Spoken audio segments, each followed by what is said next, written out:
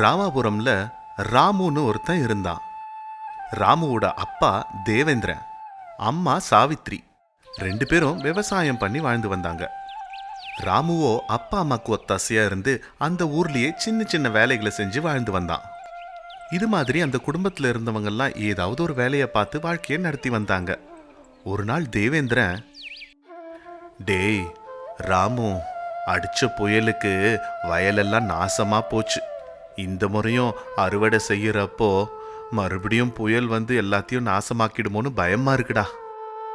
ஆமாப்பா, நம்ம நிலைமையே சரியில்லை. எல்லாத்துலேயும் நஷ்டம்தான் வருது. கொஞ்ச நஞ்சம் சேர்த்து வச்சதை வச்சு உனக்கு கல்யாணத்தை பண்ணி பார்க்கலான்னு பார்த்தா ஒன்றும் முடியல. என்ன செய்யறதுனே எங்களுக்கு தெரியலப்பா. இங்க பாருங்கம்மா, ஒன்னொன்னுத்துக்கும் இப்படி நீங்க பயந்தீங்கன்னா எப்படி? கொஞ்சம் பொறுமையா இருக்க வேணாமா? பிரச்சனைகள் வந்துட்டு தான் இருக்கும். அதுக்கெல்லாம் இப்படி பயந்தா என்ன பண்ண முடியும்? அது இல்லப்பா, நம்ம நிலத்துல விளைச்சல் வரப்போகுது, மழை பெய்யற வாய்ப்பும் இருக்கு. அதான்ப்பா, அவரு ரொம்ப பயத்துல இருக்காரு. அவர் யோசிக்கிறத பத்தி தான் உனக்கு தெரியும்ல. அப்பா, நீங்க எதுவும் கவலைப்படாதீங்க. கொஞ்சம் தைரியமா இருங்க.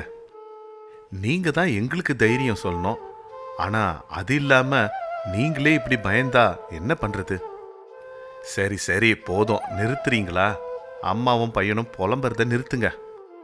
என்னோட அனுபவம் உனக்கு இருக்காராமோ? நான் நல்லா யோசிச்சு தான் சொல்றேன். இந்த வருஷமும் புயல் கண்டிப்பா வரும். நம்ம வயல்லாம் நாசமா தான் போக போகுது. ஏற்கனவே கடன் தலைக்கு மேல இருக்கு. அதை தீர்க்க முடியாம ரொம்ப பிரச்சனையில இருக்கும். இப்போ மறுபடியும் ஒரு பிரச்சனை வரப்போகுது. நீங்க என்னடானா இப்படி பேசிட்டு இருக்கீங்க? அது இல்லப்பா, நான் என்ன சொல்றேன்னா, போதும்டா ராமு, எனக்கு மனசு கொஞ்சம் சரியில்லை, நான் அப்படியே வெளியில போயிட்டு வரேன். இப்படி தேவேந்திரன் வருத்தத்தோட யோசிச்சுக்கிட்டே வீட்டிலேருந்து கிளம்பி போனாரு. தேவேந்திரனை பார்த்து ராமுவும் சாவித்திரியும் வருத்தப்பட்டாங்க. என்னம்மா அப்பா யார் பேச்சும் கேட்க மாட்டேன்றாரு. அவருக்கு மட்டும்தான் பிரச்சனை இருக்க மாதிரி நினைக்கிறாரு. நம்ம எவ்வளவு சொன்னாலும் கேட்க மாட்டேங்கிறாரு. அவர் அப்படிதான்ப்பா. அவரால் நம்ம கஷ்டப்படக்கூடாதுன்னு நினைப்பாரு. கஷ்டத்தை பகிர்ந்துக்கவே மாட்டாரு. நீ வளர்ந்து பெரியவனானதும் மனசுல இருக்கிற பாரத்தை கொஞ்சம் கொஞ்சமா சொல்லிட்டு வராருப்பா. அவர் எதுவும் வருத்தப்பட வேணான்னு சொல்லுங்க. நான் ஊர் தலைவர் வீட்டுக்கு போயிட்டு வரேன். இப்படி சொல்லி ராமு ஊர் தலைவர் வீட்டுக்கு போனான். வானம் மேகமூட்டத்தோட காணப்பட்டுச்சு. மழை எப்போ வேணாலும் கொட்டுறதுக்கு தயாரா இருந்தது. இதெல்லாம் பார்க்குறப்போ ராமுவுக்கு தான் அப்பா சொன்னது உண்மையோன்னு தோணுச்சு. இப்படி நடந்து போயிட்டு இருக்கிறப்போ தான் அப்பா சொன்னதையே நினச்சிக்கிட்டு போயிட்டு இருந்தான். ஊர் தலைவர் வீட்டுக்கு வந்து சேர்ந்தான். வணக்கம் தலைவரே. வணக்கம் வணக்கம்.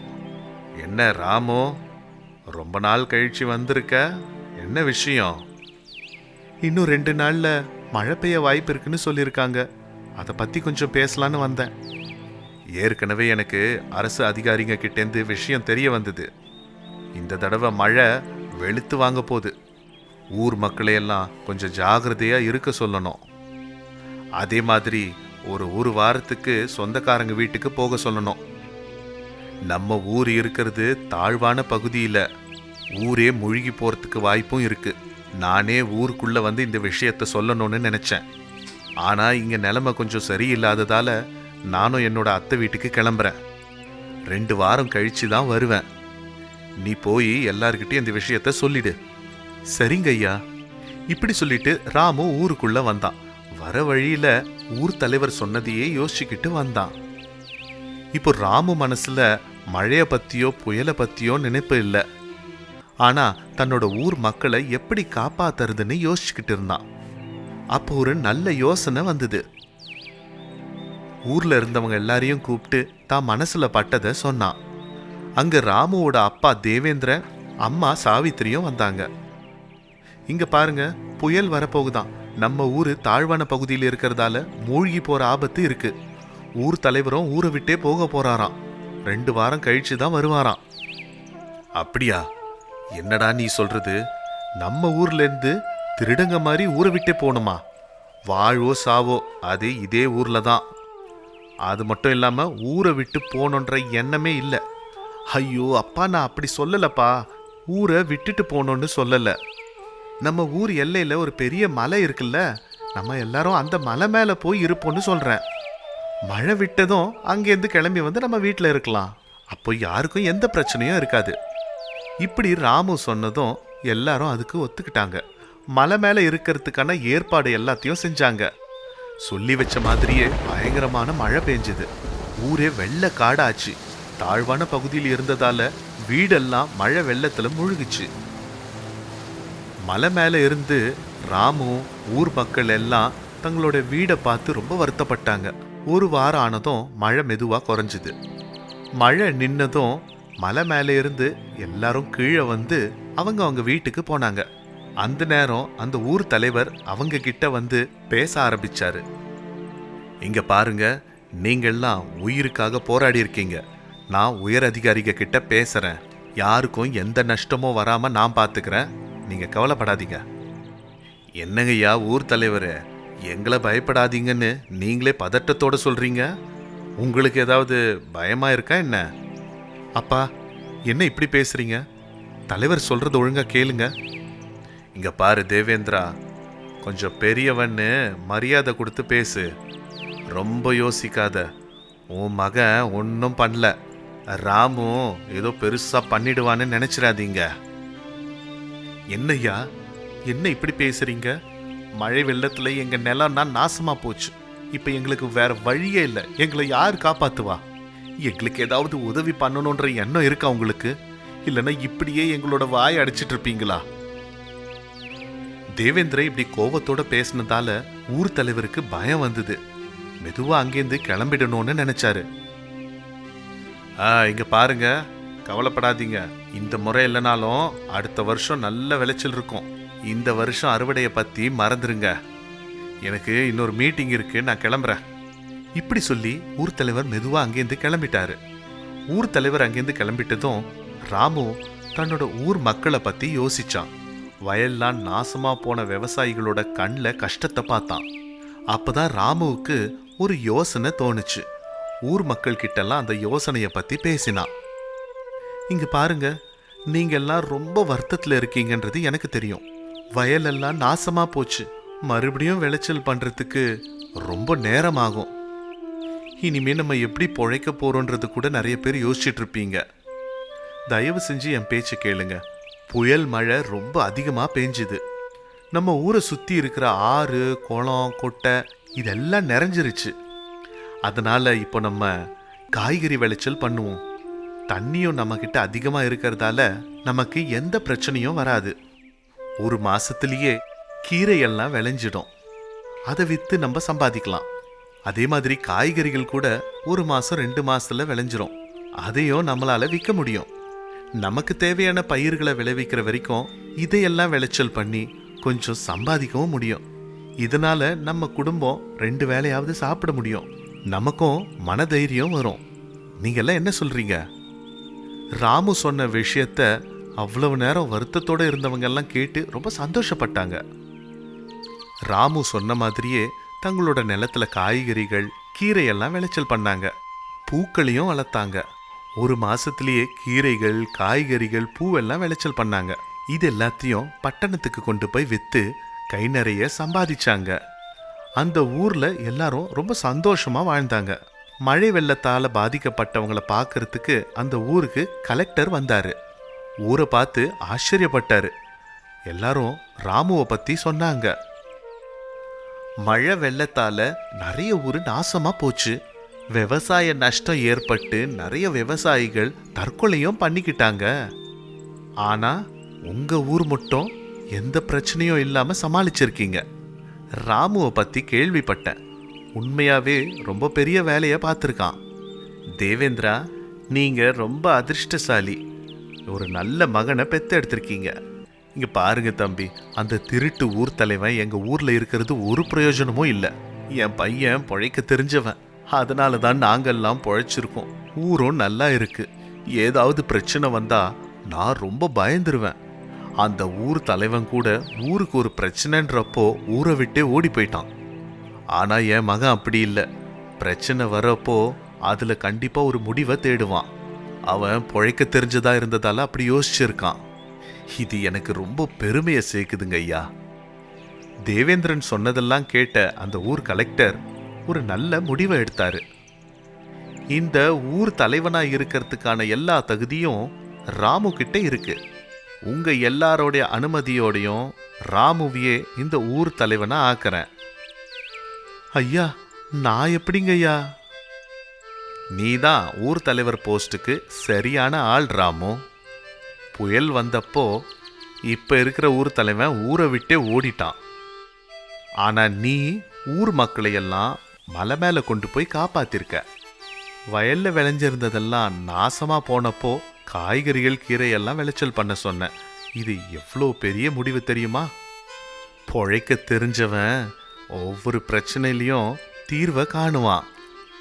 பொழைக்க தெரியாதவன் ஒவ்வொரு தீர்வுலையும் பிரச்சனைய பார்ப்பான். நீ பொழைக்க தெரிஞ்சவன். நீதான் இந்த ஊருக்கே ஊர் தலைவன். கலெக்டர் சொன்னதை கேட்ட ராமு, தேவேந்திரன், சாவித்ரி, ஊர் மக்கள் எல்லாரும் சந்தோஷப்பட்டாங்க. அந்த ஊர் மக்கள் எல்லாம் ராமுக்கு கரகோஷம் இட்டாங்க.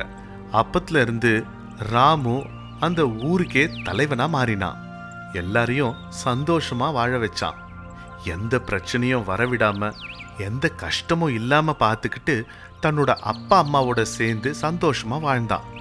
இது இவங்க கதை, பொழைக்க தெரிஞ்சவன். இன்னொரு கதையோட உங்களை சந்திக்கிறேன். எங்க சேனலை சப்ஸ்கிரைப் பண்ண மறந்துடாதீங்க. நன்றி.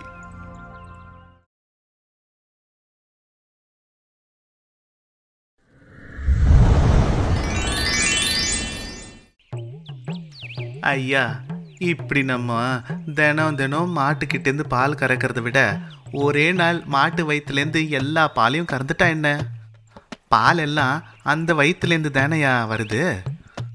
டேய் வீரண்ணா, உனக்கு என்ன புத்தி மங்கி போச்சா? அந்த மாடை கொன்னுடாதடா.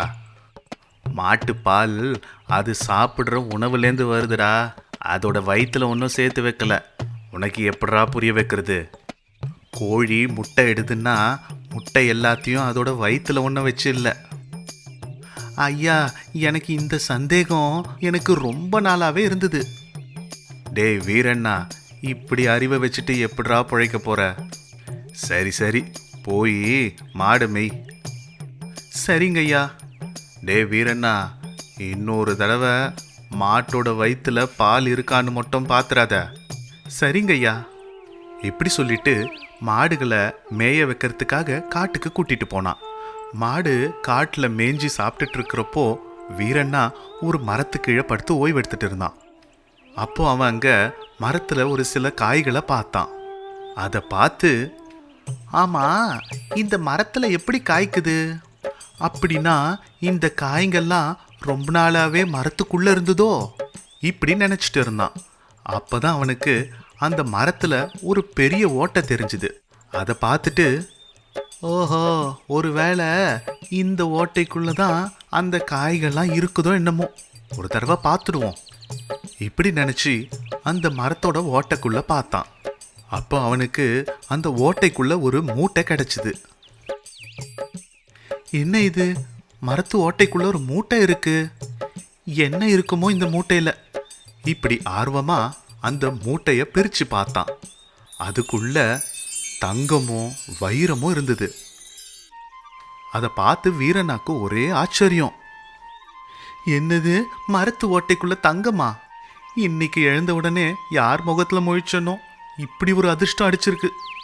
யாரும் பார்க்கறதுக்கு முன்னாடி இதை வீட்டுக்கு கொண்டு போயிடுவோம். இப்படி அப்பவே அந்த மூட்டையை வீட்டுக்கு கொண்டு போனான். இப்போ இந்த மூட்டையை எங்கே ஒளிச்சு வைக்கிறது? என் பொண்டாட்டியோ அப்பாவி இவ்வளோ தங்கத்தை பார்த்தாள்னா கண்டிப்பாக யார்கிட்டையாவது சொல்லிடுவா. அதுக்கப்புறம் எல்லார் பார்வையும் நம்ம மேலே தான் வரும். அவளுக்கு தெரியாமல் மறைச்சி வைக்கணும். இப்படி வீரனை நினச்சான். வீடு முழுக்க பார்த்தான். வீட்டு செவுத்துல ஒரு சின்ன ஓட்டை தெரிஞ்சுது. அதை பார்த்து, இந்த பொந்தில் வைப்போம், வீட்டில் வேற எங்கே வச்சாலும் அவளுக்கு தெரிஞ்சிடும். இப்படி நினச்சி அந்த பொந்துக்குள்ள அந்த மூட்டையை வச்சுட்டான். அது சரி, ஒருவேளை இந்த ஓட்டையை பார்த்து என் பொண்டாட்டி எப்படியாவது கண்டுபிடிச்சிட்டாள்னா ஒரு வேலை பண்ணுவோம். இப்படி சொல்லிட்டு வீரண்ணா அந்த செவுத்துல ஓட்டைக்கு பக்கத்துல இங்க எந்த ஒரு தங்கமும் இல்லை வைரமும் இல்லை அப்படின்னு எழுதி வச்சிட்டான். அப்பாடா, இதை படிச்சுட்டு என் பொண்டாட்டி சுசீலா இதுக்குள்ள பார்க்க மாட்டா. இப்படி வீரண்ணா யோசிச்சான். அன்னைக்கு வீரண்ணா நல்லா குடிச்சிட்டு வீட்டுக்கு வந்தான்.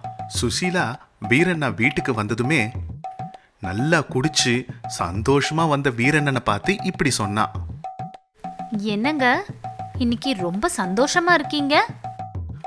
ஐயோ, இவளுக்கு நம்ம மேல சந்தேகம் வந்துருச்சு போல இருக்கு. இந்த பொம்பளைங்களுக்கு எப்படிதான் தெரிய வருதோ, விஷயம் வெளியில தெரியாம பார்த்துக்கணும். இப்படி மனசுல நினைச்சிட்டு வெளியில, நான் எப்போ மாதிரி தான் இருக்கேன், உனக்கே அப்படி தெரியுது? சரி சரி, ரொம்ப பசி எடுக்குது, சாப்பாடு போடு. இப்படி கடுப்பா சொன்னா வீரண்ணா. அதுக்கு சுசீலா, இப்ப நான் என்ன சொல்லிட்டேன்னு அப்படி கோவப்படுறீங்க? வாங்க. இப்படி சொன்னா. அன்னைக்கு ராத்திரி வீரண்ணா அந்த தங்கத்தை வச்ச ஓட்டையை பார்த்துக்கிட்டே படுத்து தூங்கிட்டான். காலையில் எழுந்து சுசீலா வீடெல்லாம் பெருக்கி தண்ணி தெளிச்சு தொடச்சா. அந்த தண்ணி செவுத்துல பட்டு வீரண்ணா எழுதுனதெல்லாம் அலைஞ்சு போச்சு.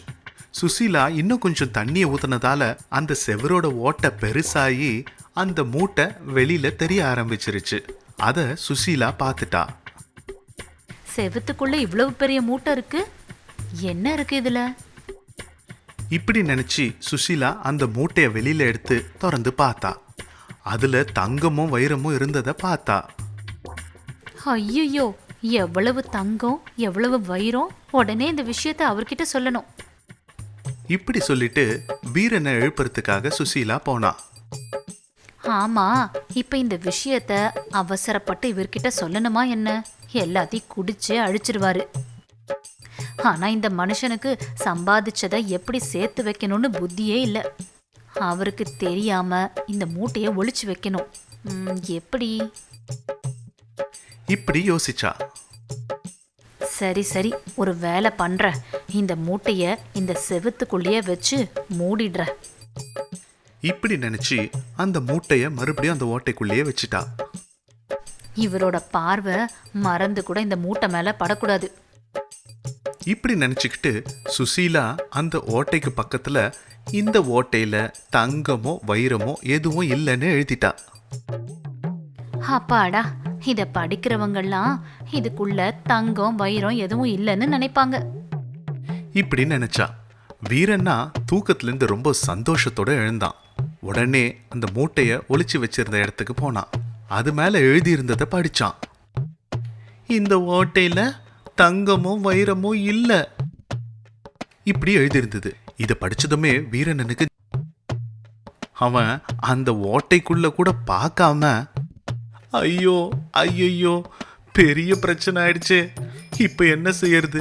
நேத்து தான் அதிர்ஷ்டம் என்ன தேடி வந்ததுன்னு நினைச்சேன், அதுக்குள்ள இப்படி ஆயிடுச்சே, எவ்வளோ கனவு கண்டேனே. இப்படி நினைச்சிட்டு இருந்தான் வீரண்ணா. அந்த நேரம் சுசீலா அங்க வந்தா. என்னங்க, என்ன ஆச்சு? நேத்து ரொம்ப சந்தோஷமா இருந்தீங்க, ஆனா இப்ப வருத்தத்தோட இருக்கீங்க, என்னாச்சு? இப்படி சுசீலா கேட்டா. அதுக்கு வீரண்ணா தன்னோட மனசுல நினைச்சான், ஐயோ, இப்ப இவகிட்ட நடந்ததை சொன்னா சரமாரியா திட்ட ஆரம்பிச்சிருவாளே. இப்படி மனசுல நினைச்சிட்டு வீரண்ணா சுசீலா கிட்ட சொன்னா, ஒன்றும் இல்லை சுசீலா, ஆனா என்ன நீ சந்தோஷமா இருந்தா எதுக்கு சந்தோஷமா இருக்குன்னு கேட்குற, இல்லைன்னா ஏன் இல்லைன்னு கேட்குற? உன்கிட்ட இது ஒரு பெரிய பிரச்சனையா போச்சே, நான் வெளியில கிளம்புறேன். இப்படி சொல்லி வருத்தப்பட்டு வீட்டை விட்டு வெளியில போயிட்டான். ஆனா தினமும் சுசீலா அந்த ஓட்டைய பார்த்து ரொம்ப சந்தோஷப்பட்டா. வீரண்ணா வருத்தத்திலேயே இருந்தான். இப்படியே கொஞ்ச நாட்கள் போச்சு. ஒரு நாள் ராத்திரி வீட்டுல வீரண்ணா சுஜாதா தூங்கிட்டு இருந்தாங்க. ஒரு திருடன் யாருக்கும் தெரியாம வீரண்ணா வீட்டுக்குள்ள வந்தான். வீடு முழுக்க தேடினான். ஆனா ₹1 கூட கிடைக்கல. அடச்சி, என்னடா வீடு இது? இது வரைக்கும் எத்தனை வீட்டில் திருடி இருக்கேன், ஆனா இந்த மாதிரி ஒரு வீடை பார்த்ததே இல்லை. சரி, வேற ஏதாவது வீட்டுக்காவது போய் பார்ப்போம். இப்படி அந்த திருடன் வீட்டை விட்டு கிளம்பிட்டு இருக்கிறப்போ அவன் காலில் ஒரு சின்ன கொம்பு பட்டு அங்க தடிக்க விழுந்தான். அப்போ அவன் சுசீலா செவுத்துல எழுதி வச்சிருந்ததை படிச்சான். இந்த ஓட்டையில எந்த ஒரு தங்கமோ வைரமோ இல்ல. அப்படியா? இந்த ஓட்டையில எதுவுமே இல்லைன்னா எதுக்கு இங்க எழுதி வச்சிருக்கணும்? அப்படின்னா இதுல என்னமோ இருக்கு. இப்படி அந்த திருடன் நினைச்சான். அந்த ஓட்டைக்குள்ள கைய விட்டான். தங்க மூட்டைய வெளியில எடுத்தான். அதுல இருந்ததை பார்த்துட்டு, ஐயோ, வீட்ல ₹1 கூட இல்ல, ஆனா இந்த மூட்டையில இவ்ளோ இருக்கா? செவுத்துல ஓட்டைய பார்த்துருக்கேன், ஆனா அந்த ஓட்டைக்குள்ள இவ்ளோ தங்கம் இருக்கிறது இன்னைக்கு தான் பார்க்கறேன். இனிமே என் வாழ்க்கையில நான் திருடவே வேண்டான்னு நினைக்கிறேன். இப்படி நினைச்சு அந்த திருட அங்கேருந்து கிளம்பிட்டான். மறுநாள் காலையில சுசீலா அந்த செவுத்து ஓட்டைக்குள்ள போய் பார்த்தா மூட்டைய காணோம். இதனால சுசீலா, ஐயோ, என்னோட தங்கம் வைரம் எல்லாம் போச்சே. எனக்கு தெரிஞ்சு இந்த மனுஷன்தான் இதை எடுத்து வித்து எல்லாத்தையும் குடிச்சிருப்பாரு. ஏயா பண்றதெல்லாம் பண்ணிட்டு தூங்கிட்டு இருக்கியா? எழுந்துரு. இப்படி கோவத்தோட வீரனை எழுப்புனா. என்னடி காலையிலேயே உனக்கு பிரச்சனை? பிரச்சனையா? என் மூட்டை எங்க? எந்த மூட்டை? எதுவும் தெரியாத மாதிரி கேட்காதீங்க. இந்த செவுத்துக்குள்ள மறைச்சு வச்சிருந்த மூட்டை, அதுக்குள்ள தங்கம் வைரம் எல்லாம் இருந்தது. உங்களுக்கு தெரியக்கூடாதுன்னு இந்த செவுத்துல இதுக்குள்ள தங்கம் இல்ல வைரம் இல்லைன்னு எழுதி வச்சிருந்தேன் இல்லங்க. இப்படி அழுதுகிட்டே சொன்னா சுசீலா. என்னது, அப்படி நீதான் எழுதுனியா? இப்படி சொல்லி வீரன்னா தான் செஞ்சது, தனக்கு நடந்தது எல்லாத்தையும் சொன்னான். அப்படின்னு அந்த மூட்டை நீங்க கொண்டு வந்ததா? ஆமாண்டி, அதை பார்த்தா இன்னைக்கு எவனோ எடுத்துட்டு போயிட்டான். இப்படி வீரண்ண சொன்னான். இப்படி அவங்க 2 பேரும் தான் செஞ்ச முட்டாள் வேலையால ஒருத்தர் பார்த்துக்கிட்டாங்க. இது அவங்க கதை. புத்தி இல்லாத கணவன் மனைவி. உங்களுக்கு என்ன தோணுதோ கமெண்ட் பண்ணுங்க. இன்னொரு அற்புதமான கதையோட உங்களை சந்திக்கிறேன். நன்றி.